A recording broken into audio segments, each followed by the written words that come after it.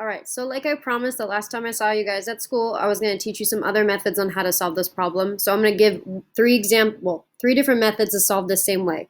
So let's first do our puzzling, which is what we learned last week. So method number one is puzzling or puzzle. So given this problem, what we need to do is think about the numbers that multiply together to be 5 as one of our options, and the other one is the numbers that multiply together to be 8. So I'll list my factors here.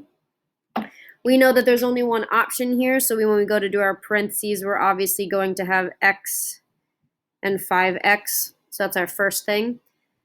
So we need to figure out what combination of 1 and 8 or 2 and 4 would add together to be 22. So if I do 1 times 1 plus 5 times 8, that gives me 41, so that doesn't work. Let's try the opposite. If I do 1 times 8 and plus 5 times 1, that gives me 13. So this option doesn't work. So we know it's going to be 2 and 4. We just have to figure out where they're going to be.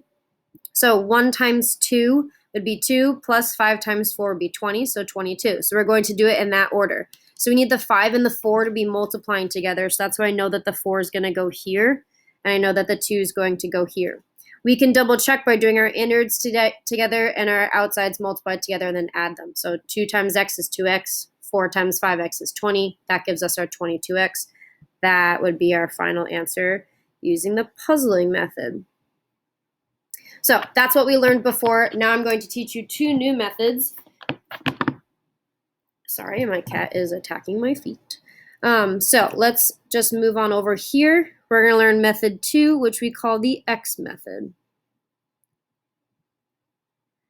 So for some of you guys, something more step-based may be helpful. So when we use the X method, we again start with the same problem. We're going to do the same problem 3 different ways so you can see the comparison.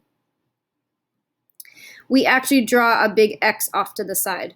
So what's going to go in that X is on the top, we're going to do A times C, and on the bottom, we're going to do B. So remember, in this form, I'll just write it underneath for you, but this is what we're working with, our quadratic trinomial, where A, B, and C are just our coefficients. So A times B would be my first times my last, so 5 times 8, that gives me 40. And it's a positive 40, right? And then B is the middle term, which is 22. So we now need to come up with the combination of numbers that multiply to be A times C, but then they add together to be B. So very similar to what we talked about when we did quadratic trinomials that look like this, just like x squared at the beginning. So the combination that multiplies to be 40, but then adds to be 22 would be 2 times 20, right? So I'm actually going to just erase this step so we have space. What we do with these numbers now is we break the middle term up to be 2 separate pieces. So it doesn't matter which one goes first. We can do 2x and 20x. There's obviously a plus in between since they are both positive. And I'm going to copy this 5x squared down and copy this 8 down. So all I did was just change the way that this problem looks. I did not change the value of anything. I still have 22 x's. They've just been separated now to be 2 x's over here and 20 x's over here.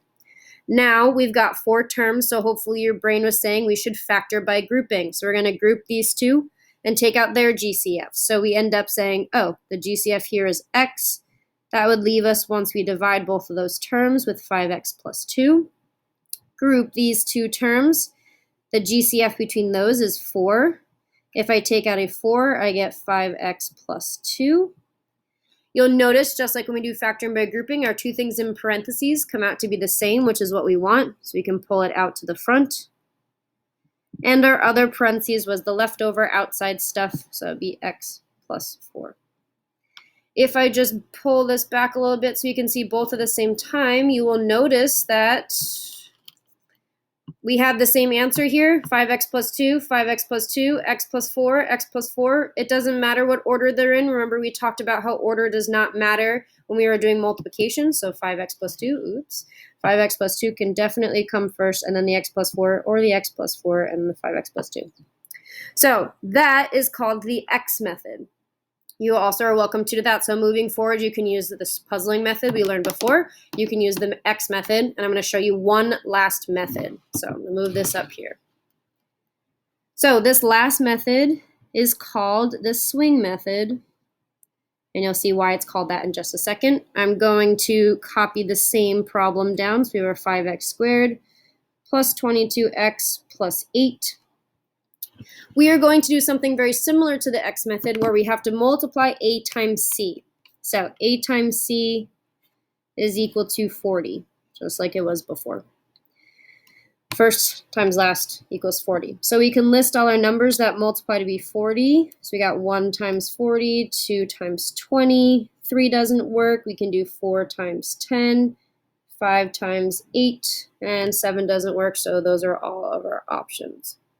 We again are still looking for the ones that are going to add together to be this 22. So that's still going to be these two. So you can see from the last problem and this problem, we actually end up using the same set of numbers. We're just going to do something a little bit different with them. What I'm going to do in parentheses is just simply write x plus 2, x plus 20, which we obviously know is not the right answer, so that's definitely not where we stop. But we are now going to divide by this thing here, this coefficient. So I'm going to divide by 5, and I'm going to divide by 5. Hopefully, you will notice that 2 divided by 5 does not simplify. So what we do is, this is why it's called the swing method, is this 5 swings to the front. So instead of being x plus 2 divided by 5, it is 5x plus 2. And this one does simplify. 20 divided by 5 is a nice number. That is x plus 4.